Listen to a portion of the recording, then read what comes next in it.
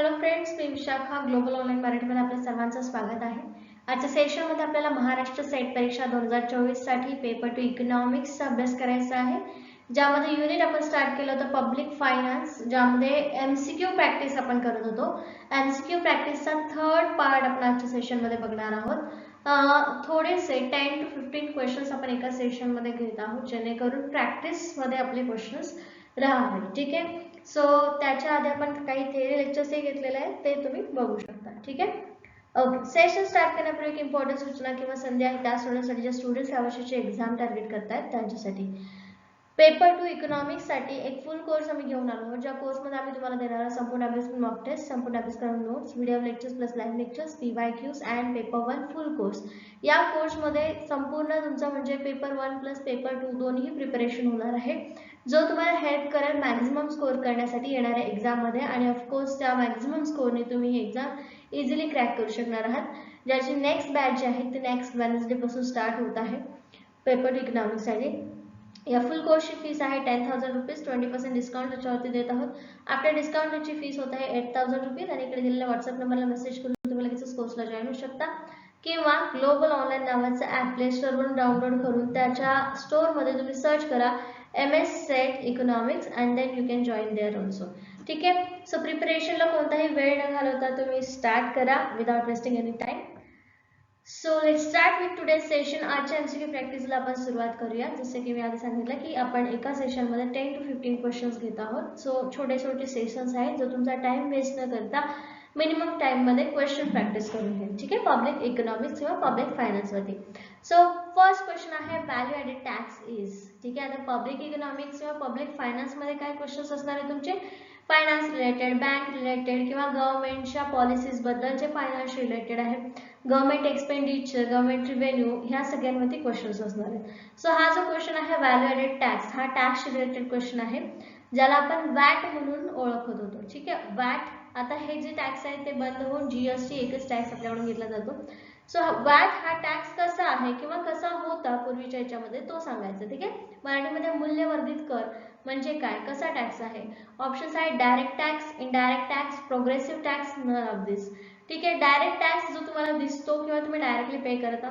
Indirect tax म्हणजे असा tax जो तुम्ही डायरेक्टली न पे करता एखादी वस्तू खरेदी करताना त्याची पूर्ण अमाऊंट पे केल्यानंतर त्याच्या मागचा जो टॅक्स घेतला जातो त्याला इनडायरेक्ट टॅक्स म्हणतात.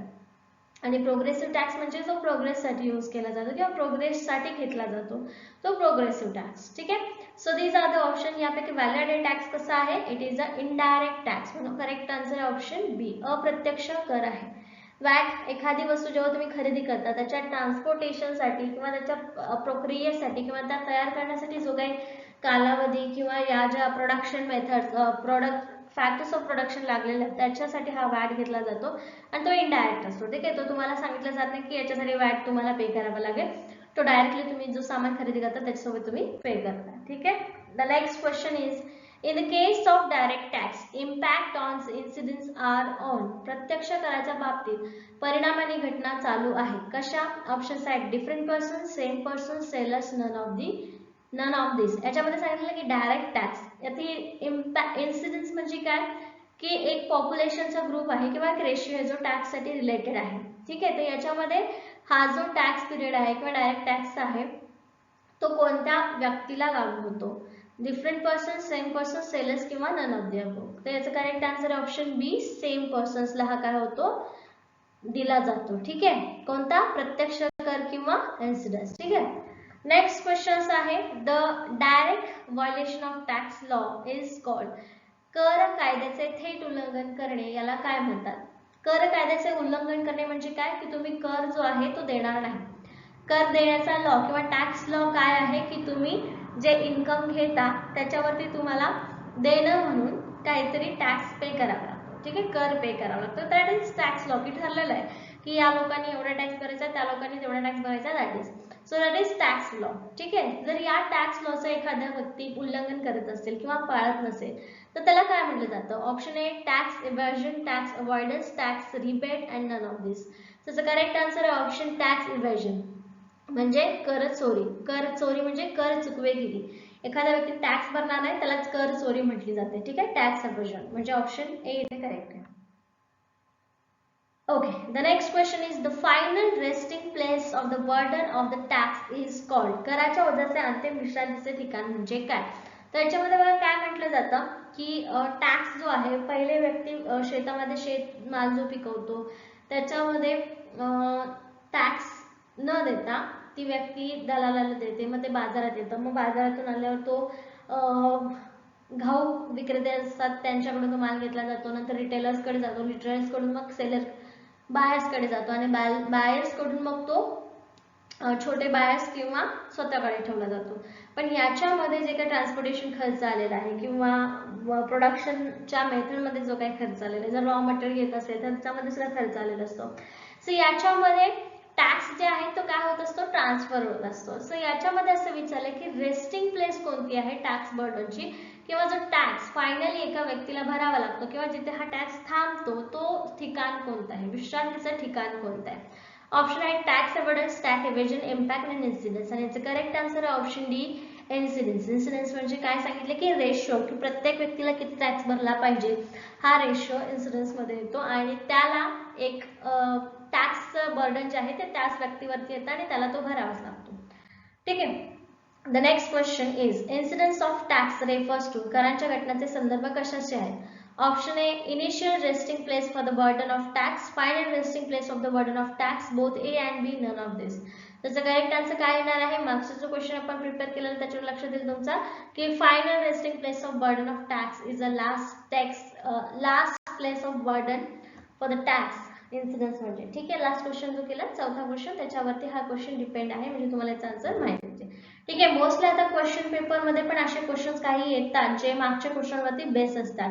बस एक गोष्ट तुम्हाला रिमेंबर म्हणजे लक्षात ठेवायची असते की हा जो कर आहे, ठीक आहे, सॉरी कर नाही, हे जे क्वेश्चन्स आहेत, जो क्वेश्चन तुम्ही प्रिपेअर करताय तो क्वेश्चन पुढे किती वेळेस रिपीट होऊ शकतो ते तुम्हाला माहित नाही. पेपर व्यवस्थित जेव्हा तुम्ही लिहायला लागाल तेव्हा लक्षात येईल तुमच्या की हा क्वेश्चन पुढे पण आलेला आहे, हाच क्वेश्चन मागे पण आलेला आहे.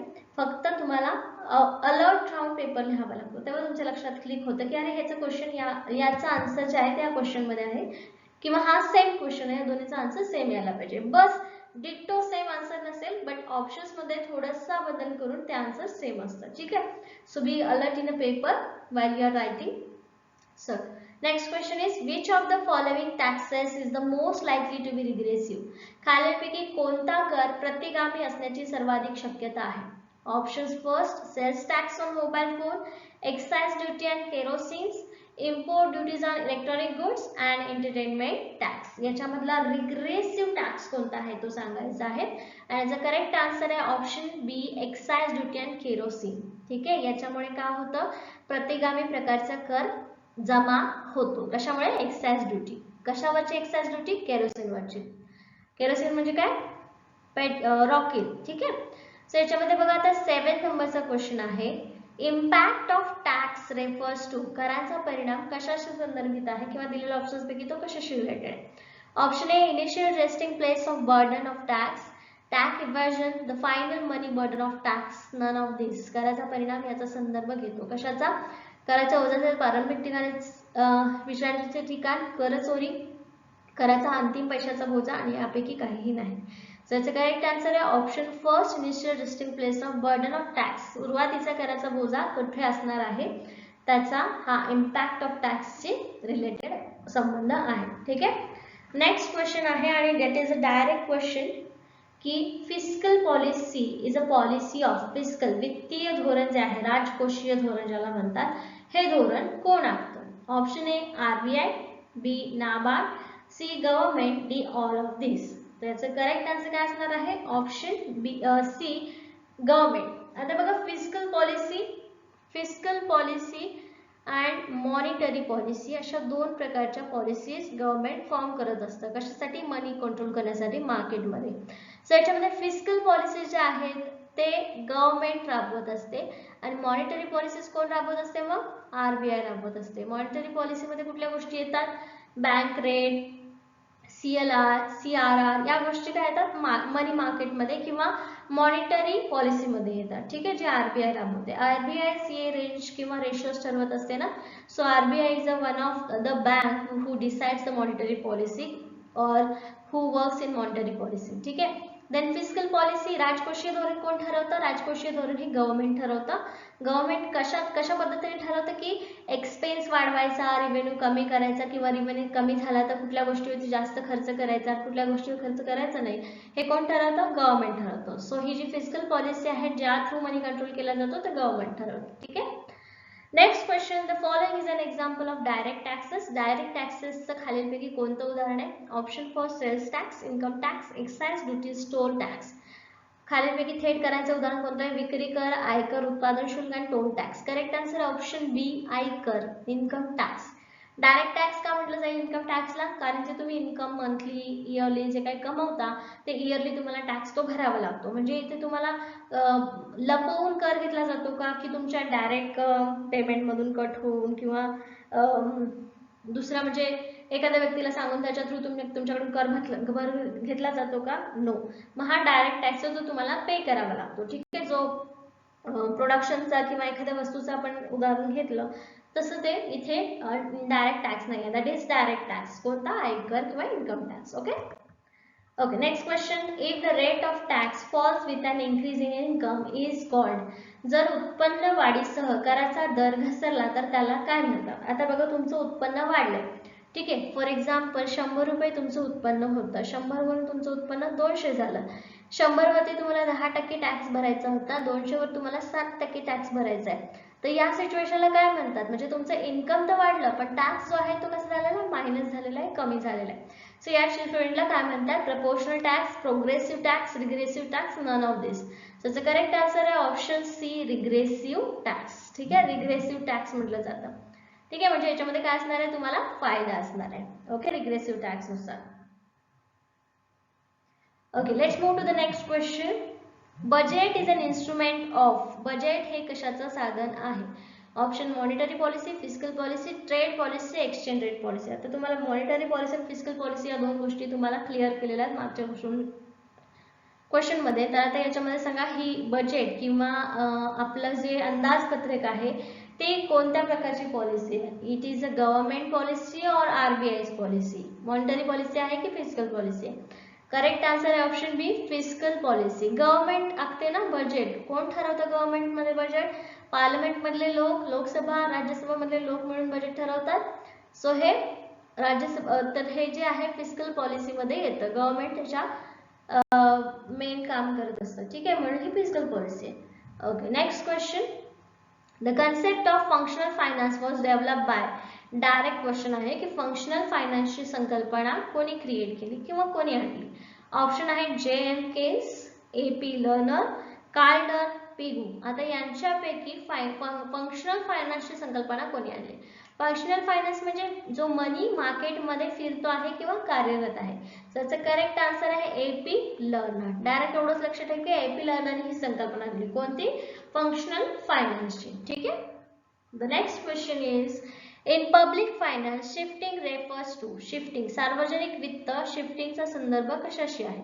ऑप्शन आहे imposing tax, avoiding of tax, shifting of tax burden from one person to another, none of this. आणि याच्यावर करेक्ट आन्सर तुम्हाला लगेच मिळेल की ऑप्शन सी आहे. काय आहे की public finance shifting. Public finance, ठीक आहे, सार्वजनिक वित्ताचं शिफ्टिंग होतं. म्हणजे काय होतं की जो टॅक्स आहे तो एका व्यक्तीकडून दुसऱ्या व्यक्तीकडे पास केला जातो. जसं की आपण एक बिस्किटचा पुडा घेऊया. हा एक बिस्किटचा पुडा आहे. याला तयार करण्यासाठी लागलेत 5 रुपये आणि याच्यावरती टॅक्स लावलाय. ट्रॅव्हलिंगचा खर्च आला, पॅकेजिंगचा खर्च आला आणि टॅक्स लावून हा बिस्किट पुडा झालाय 7 रुपयाला. 7 रुपयांनी हा फॅक्टरीने माल विकलेला आहे एका ठोक विक्रेत्याला. ज्याला हा 7 रुपयाचा बिस्किट पुडा त्यांनी 7 रुपयाचा बिस्किट पुडा त्यांनी 8 रुपयाला दिलेला आहे पर पुड्याच्या मागे. या विक्रेत्याने हा 8 रुपयाचा पुडा जो आहे तो पुढे जाऊन 12 रुपयाला विकलेला आहे. 12 रुपयाला विकला म्हणजे काय केलेलं आहे? उरलेले एक्स्ट्रा 4 रुपये आहेत त्याच्यामध्ये टॅक्स पण कटला आणि 2 रुपये त्याचा फायदा असं काढून घेतलेलं आहे. ठीक आहे. म्हणजे काय केलेलं आहे त्यांनी? याचा जो कर आहे त्यांनी पुढच्या व्यक्तीवरती लादलेला आहे किंवा शिफ्ट केलेला आहे. तो अशा प्रकारे कराचा भार एका व्यक्तीवरून दुसरीकडे हलवला जातो. ठीक आहे, किंवा शिफ्ट केला जातो. तर याला फायनान्स शिफ्टिंग असं म्हणतात. पब्लिक फायनान्स शिफ्टिंग म्हटलं जातं. Okay. Okay. The next question is the modern state is, आधुनिक राज्य किंवा आधुनिक स्थिती म्हणजे काय? Option A laissez faire state, welfare state, aristocratic state and police state. आणि याचं करेक्ट आन्सर आहे ऑप्शन बी वेलफेअर स्टेट. आपल्या पूर्ण इकॉनॉमीमध्ये वेलफेअर स्टेटची संकल्पना आपण आणतो आहोत. म्हणजे वेलफेअर कल्याणकारी राज्य या संकल्पनेवर जास्त भर देऊन आपण काम करतोय आणि त्यामुळे करेक्ट आन्सर आहे modern state is a welfare state. Okay. Okay, the next question and today's last question. According to the Musgrave, the major functions of public finance are. Musgraveच्या मते सार्वजनिक वित्ताची प्रमुख कार्य काय आहेत? Option A allocation function, distributive function, stabilisation function, all of the above. तर याचं करेक्ट आन्सर आहे option D all of the above. काय काय आहे मुस्ग्रेवच्या मध्ये मेजर फंक्शन्स? अलोकेशन फंक्शन वाटप कार्य, कारण याच्यामध्ये संपूर्ण सामग्रीचं किंवा फायनान्स मध्ये सगळ्या गोष्टीचं वाटप होतं. डिस्ट्रीब्युशन होतं आणि स्टॅबिलायझेशन स्थितीकरण पण होतं. म्हणजे फिस्कल पॉलिसी, मॉनिटरी पॉलिसी काय आहे? स्टॅबिलायझेशनचे टूल्स आहेत हे, ठीक आहे, जे गव्हर्नमेंट आणि आरबीआय दोन्ही मिळून राबवते. ठीक आहे. सो अशा प्रकारे हे तिन्ही वरती काम करतात. ठीक आहे. तिन्ही मेजर फंक्शन्स आहेत पब्लिक फायनान्सचे. Okay, so that is the question for today's session. That's it. Any doubt? If you have any doubt, you can message me directly or you can message in a group as well. काही doubts असतील ते विचारू शकता, ग्रुपमध्ये देखील विचारू शकता. Be in practice, जास्तीत जास्त प्रॅक्टिस करा एक्झाम पर्यंत, जेणेकरून कुठलाही डाऊट राहू नये तुमच्या मनामध्ये. आणि डाऊट हाच असेल, खूपच जास्त कन्फ्युजिंग असेल तर आपण त्याच्यावरती काय करायचं याच्यावरती तुम्ही मला बोला, आपण सॉल्व्ह करूया question. Okay. Thank you for today's session. Let's end the session.